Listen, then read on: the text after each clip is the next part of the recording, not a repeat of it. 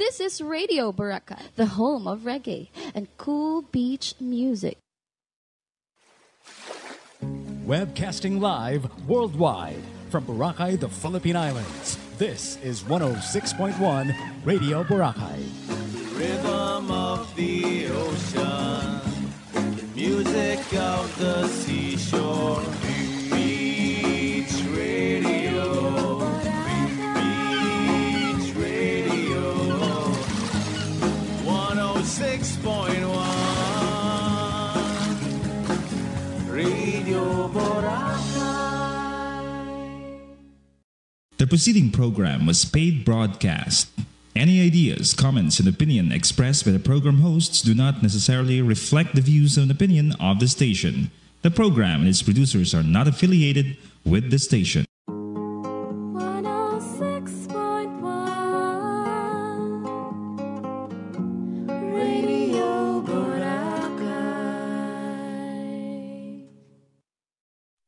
This is the Sonic Center of the Sun.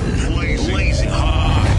All over the island of Boracay. Radio Boracay 106.1. All over the archipelago. Stand back. We don't know how hot this thing's gonna get. This is Boracay's best mix. RB 106. 6.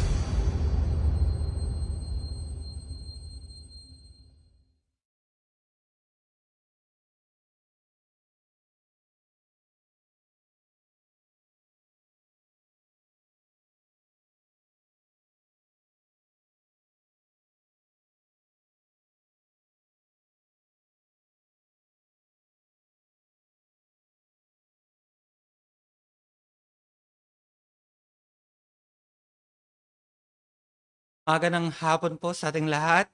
Sa ating pag-uusap ngayon, ating tatalakayin ang konsepto ng pure gospel at false gospel.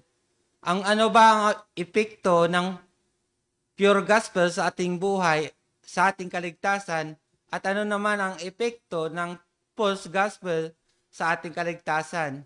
Ang dalawang ito, ang mensahe ng kaligtasan sa pamamagitan ng pananampalataya kay Kristo, Jesus, at pagtanggap sa kanyang biyaya. Sa kabilang banda, ang false gospel ay nagdadala ng maling mga aral at nagpapahamak sa ating kaligtasan. At iba ang epekto sa ugali natin. Kapag mali yung gospel na natanggap natin, mali din yung ating magiging karakter.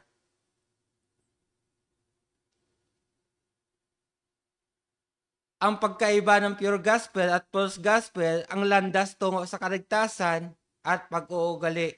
Sa mundong ating ginagalawan, maraming mga mensahe at paniniwala ang na ating napapakinggan. Sa usaping kaligtasan at sa pag-uugali, mayroong dalawang landas na maaring tatahakin ng tao. Ang pure gospel at false gospel. Ang mga landas nito ay naglalaman ng mga magkaibang mga prinsipyo at aral na nagtatakda sa ating kaligtasan at sa ating pag-uugali. Ang artikulong ito ay tatalakayin ang mga pagkakaiba ng pure gospel at false gospel.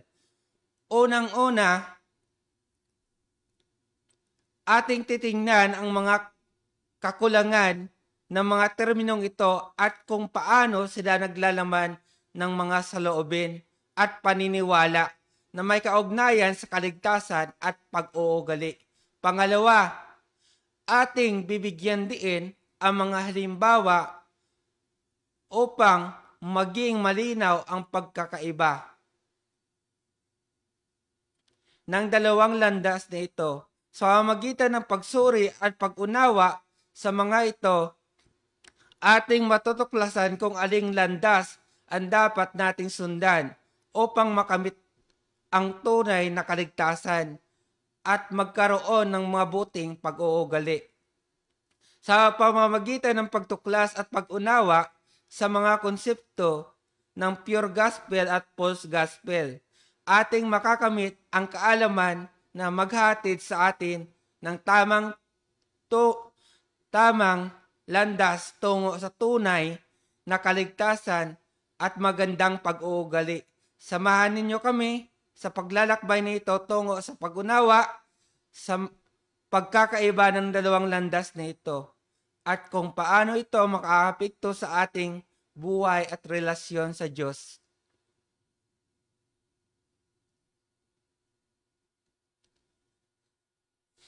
Una po, ang pure gospel, ang kaligtasan ay natatamo sa pamamagitan ng pananampalataya kay Kristo Jesus bilang tagapagligtas at Panginoon. Na mababasa po natin ito sa John 3:16. Ito yung patunay sapagkat gayon na lamang ang pag-ibig ng Diyos sa sangkatauhan kaya't ibinigay niya ang kanyang kaiisang anak upang sino mang sumasampalataya sa kanya ay hindi mapahamak kundi magkaroon ng buhay na walang hanggan. Ano naman po yung false gospel pagdating sa kaligtasan? Ito po ang false gospel. Ang kaligtasan ay natatamo sa pamamagitan ng mga gawa at kabutihan. Yun po yung false gospel. At papatunayan ng Bible na mali ang turo na ito. Bababasa natin sa Efeso 2:8-9. Sapagkat dahil sa kagandahang loob ng Diyos, kayo ay naligtas sa magitan ng pananampalataya at ito'y kaloob ng Diyos at hindi mula sa inyong sarili. Hindi ito bunga ng inyong mga gawa kaya't walang maipagmamalaki ang sino man. Malinaw po sa verse, sa pananampalataya tayo ay naligtas at hindi tayo naligtas dahil sa ating mabuting gawa.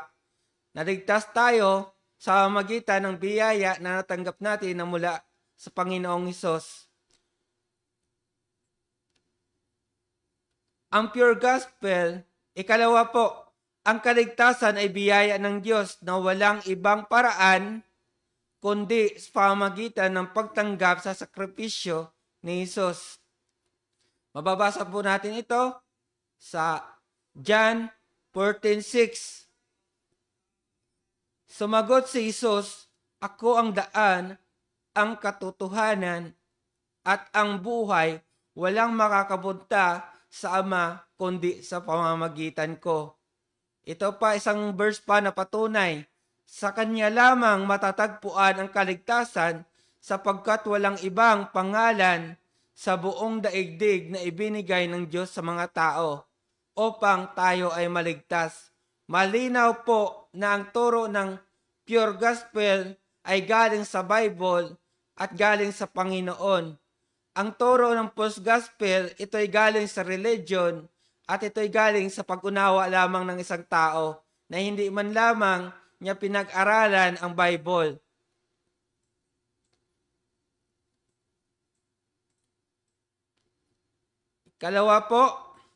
Ikatlo na po,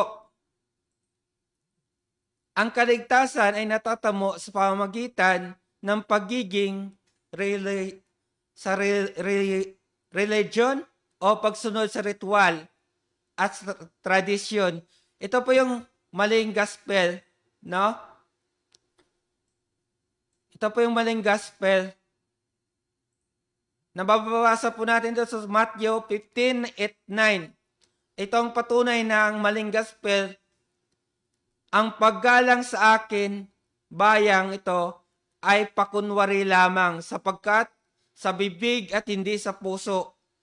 Ito'y bumukal, walang kabuluhan ang kanilang pagsamba sapagkat tinuturo nila galing sa Diyos ang kanilang mga utos. So malinaw po sa verse na ating binasa kanina na walang ibang daan papunta sa kalangitan kundi ang Panginoong Jesucristo. Walang ibang pangalan na ibinigay ng ang Diyos Ama sa mga tao upang tayo ay maligtas. Ang Panginoong Jesucristo lamang po. Hindi po yung religion, hindi po yung pagsunod sa kautusan, hindi po yung ritual o ano pa man. Ikatlong bagay po, ang pure gospel, ang kaligtasan ay nakukuha sa pamamagitan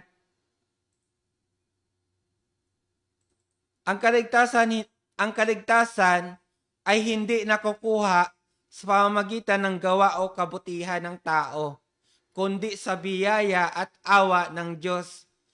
Na mababasa po natin ito sa Efeso chapter 2 verse 8 and 9. Ito ang patunay na sa biyaya tayo ay naligtas, sapagkat dahil sa kagandahang loob ng Diyos, kayo ay naligtas sa pamamagitan ng pananampalataya, at ito'y kaloob ng Diyos at hindi mula sa inyong sarili. Hindi ito bunga ng inyong mga gawa, kaya't walang maipagmalaki ang sino man. Magkabaliktad itong dalawa na ito. Ang false gospel ay nagtuturo ng maling ebanghelyo. At yung pure gospel naman ay nagtuturo ng totoong ebanghelyo na walang halong religion, walang halong gawa, walang anong bagay man, kundi pure siya, galing mismo sa Bible.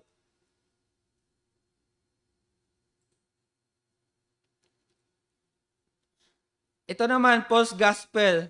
Ano ang kabaliktaran niya? Ang kaligtasan ay natatamo sa pagiging membro daw ng iglesia o reliyon. Ito yung maling to, yung false gospel na ito, na kapag nagmembro ka sa kanilang simbahan, maliligtas ka daw.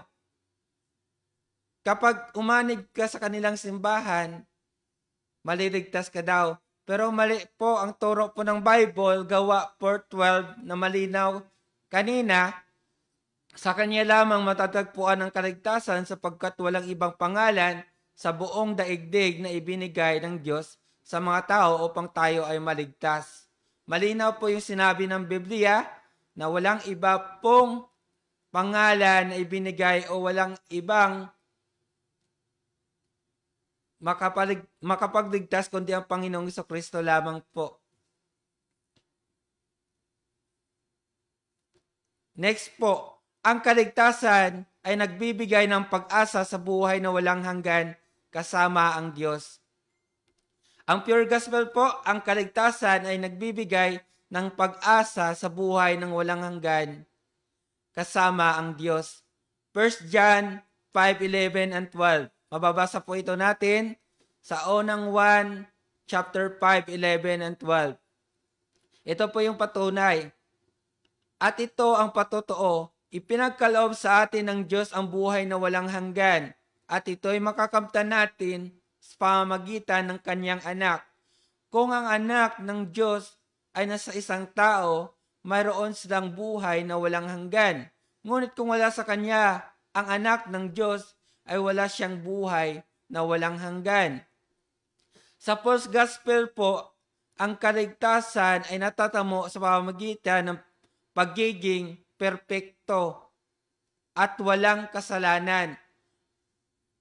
Iba talaga na mali talaga yung turo na ito, na sinasabi po, pinatotohanan po ng Bible na ang lahat ng tao ay nagkasala. Mababasa po natin ito sa Roma 3:23. Ito po yung patunay, sapagkat ang lahat ay nagkasala at walang sino mang nakaabot sa kaluwalhatian ng Diyos. So, ano po yung pagbabasihan natin? Ano po yung paniniwalaan natin? Yung maling turo o ang turo ng Bible na walang halong batik, walang halong anumang bagay, no? Kaya nga tinawag sang pure gospel. Next po, ang pure gospel, ang kaligtasan ay nagbibigay ng katiyakan. Ang kaligtasan ay nagbibigay ng kaligtasan, kapayapaan sa gitna ng mga pagsubok at kahirapan ng buhay. Mababasa po ito natin sa John 16:33. Ito po yung patunay na nagbibigay ng katiyakan at kapayapaan yung kaligtasan po. Sinabi ko ito sa inyo upang sa inyong pakikipag-isa sa akin ay magkaroon kayo ng kapayapaan at magdaranas kayo ng kapigatian sa sanlibutan ito. Ngunit, may pangako po yung Diyos. Ngunit, tibayan ninyo ang inyong loob na pagtagumpayan ko na ang sanlibutan ito. Yes po. tagumpay na po tayo dahil kasama po tayo sa tagumpay ni Kristo. Kaya mayroon po tayo bilang isang Kristiyano, mayroon po tayong kapayapaan, mayroon po tayong katiyakan. Ang post-gospel po, ang kaligtasan ay nagtatamo sa pamamagitan ng pagiging reliyon at pagtupad sa maraming batas at regulasyon. Kung babasihan natin, kung ang kaligtasan sa biyaya ng Panginoong Hesus at kung siya ay nangangako, sigurado na tiyak yan at sigurado na may kapayapaan ka. Pero pag ang kaligtasan natin ay ang pagsunod sa kautusan at pag-anib ng religion, walang kapayapaan po, Walang kasiguraduhan dahil hindi po natin talaga kaya sundin ang mga kautusan. Kaya nga ibinigay na yung Panginoong Jesucristo para sa kautusan. Ito po yung mga patunay, Galatians 2:16. Gayon man, alam namin ang tao'y pinawalang sala sa pamamagitan ng pananampalataya kay Kristo Jesus at hindi sa pamamagitan ng pagsunod sa kautusan. Kaya't kami ay sumasampalataya kay Kristo Jesus upang mapawalang sala sa pamamagitan ng pananampalataya sa Kanya at hindi sa pamamagitan ng kautusan. Sapagkat walang taong pinawalang sala sa pamamagitan ng pagsunod sa kautusan. Tandaan po natin, napakagandang verse po na ito, Basahin natin ulit at unawain. Unawain po natin ng mabuti. Galatians 2:16. Gayon man, alam namin ang tao'y pinawalang sala. Ano po? Pinawalang sala sa pamamagitan ng pananampalataya kay Kristo Jesus at hindi sa pamamagitan ng pagsunod sa kautusan. Kaya't kami ay sumasampalataya kay Kristo Jesus upang mapawalang sala sa pamamagitan ng pananampalataya sa Kanya at hindi sa pamamagitan ng kautusan sapagkat walang taong pinawalang sala sa pamamagitan ng pagsunod ng kautusan. Yes po, malinaw po yung sinabi ng Bible, na kapag may Kristo ka sa buhay mo, mayroon kang katiyakan, mayroon kang kapayapaan. Kapag sinabi niya, ligtas ka na, ligtas ka. Huwag ka na magduda. Dahil bayad na yon ng Panginoong Jesucristo 2,000 years ago. Yun po yung tinatawag na pure gospel. Hindi po false gospel na sa pag-unawa lamang ng tao, sa pag-unawa lamang ng religion.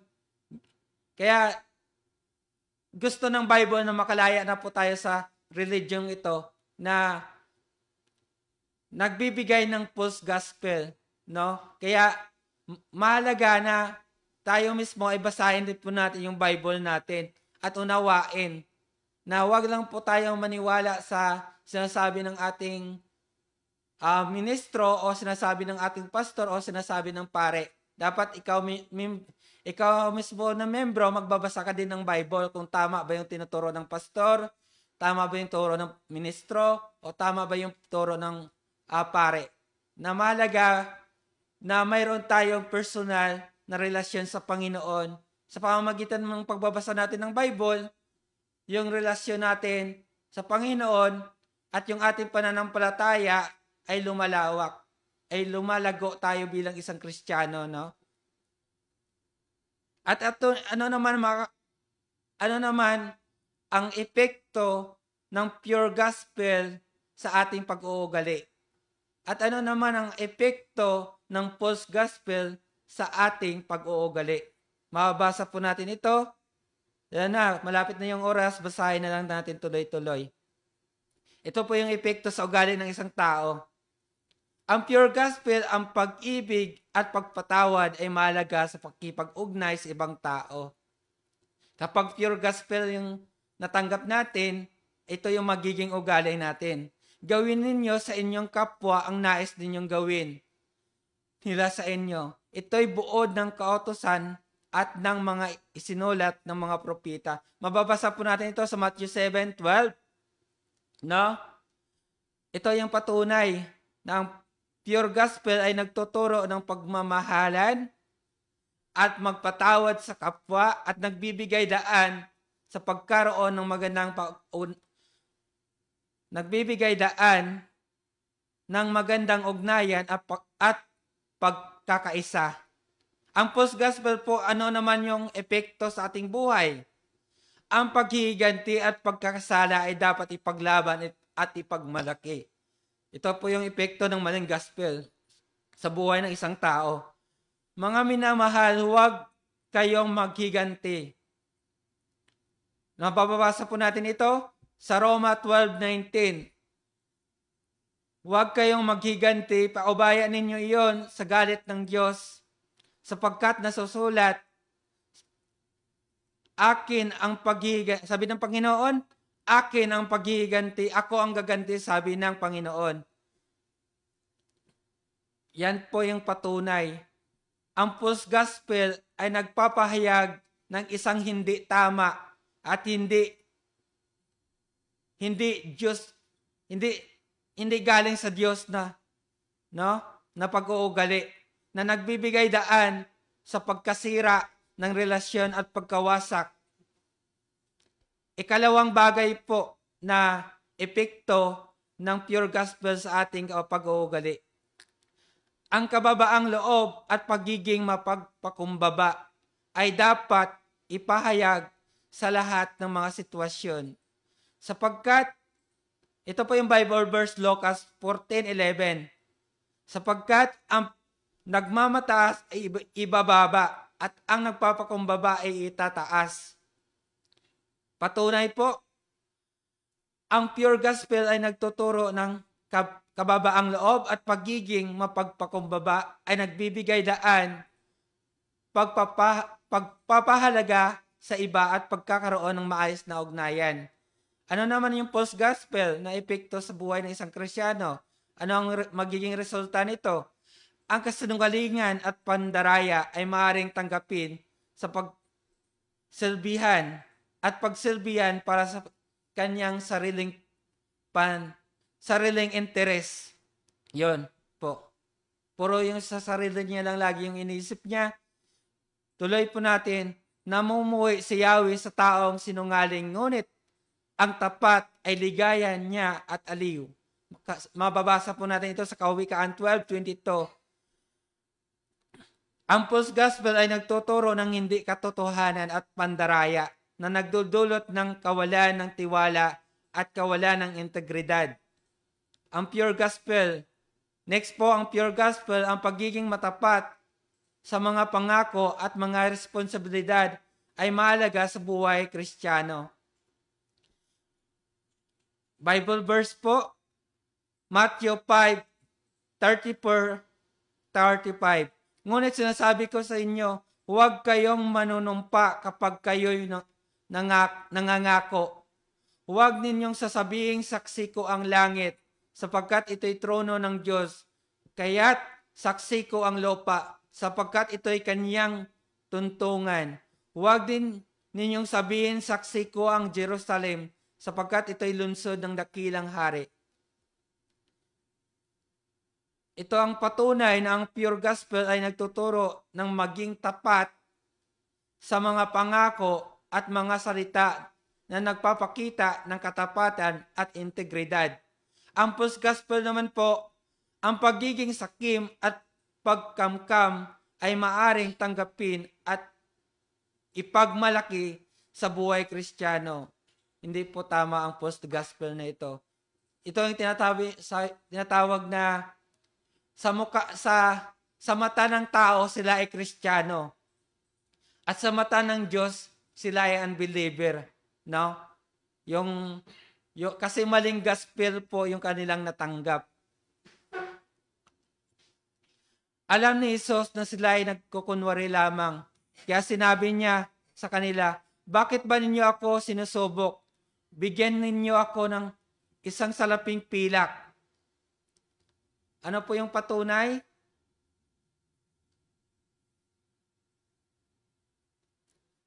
Yun po. Yan po lamang po yung mga halimbawa. So, kung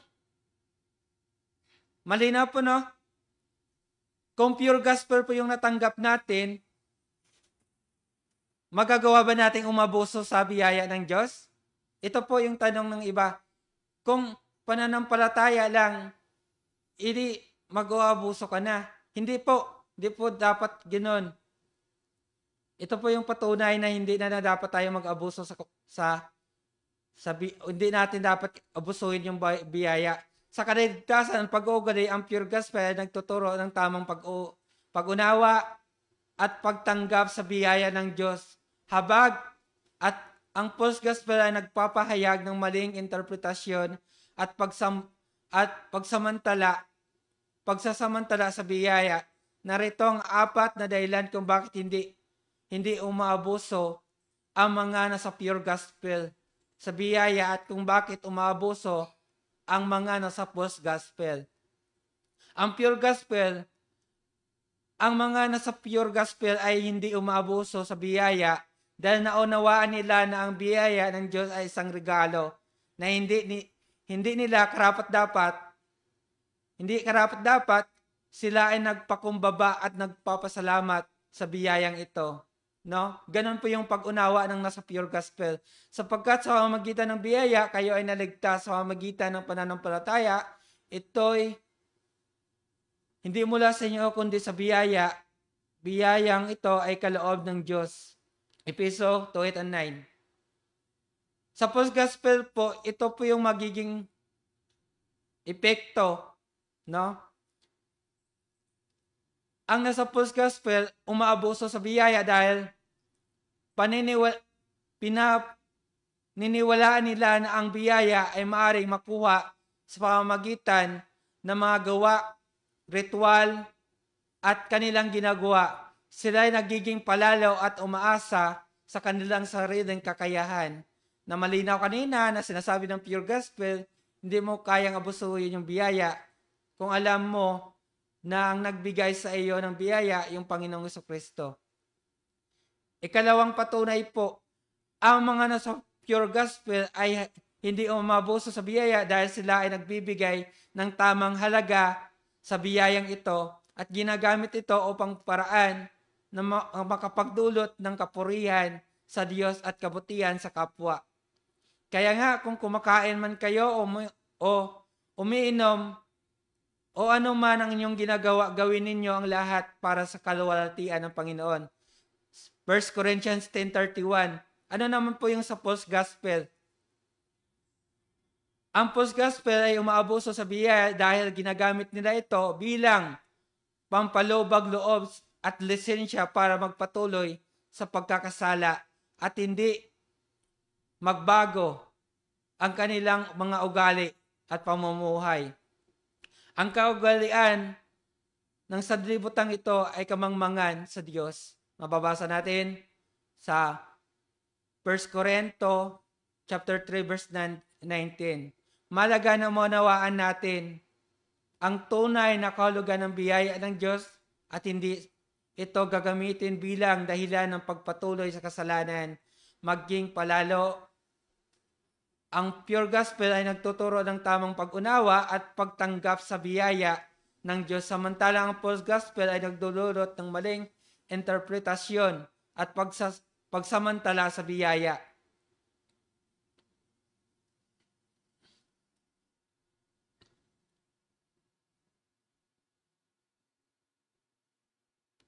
Po, malinaw po yung sinabi ng Biblia, no?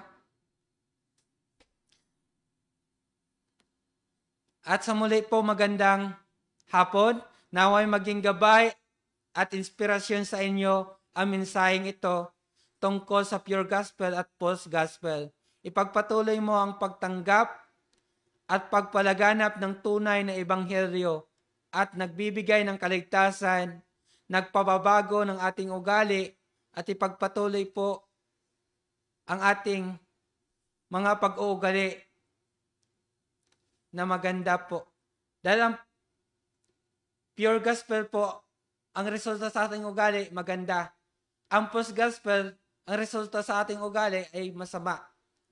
Yun lamang po. At sa mga followers po, sa mga viewers, no, na malaga na i-share po natin yung mensahe ito, i-follow po natin, no?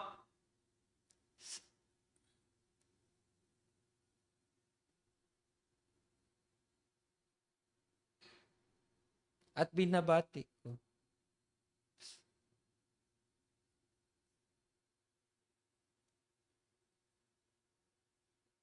Binabati ko pala si Sis Christy Ross, no? At si Rinalyn Siscar. At sa mga nanonood po, binabati ko kayo lahat. At salamat po sa inyong panonood.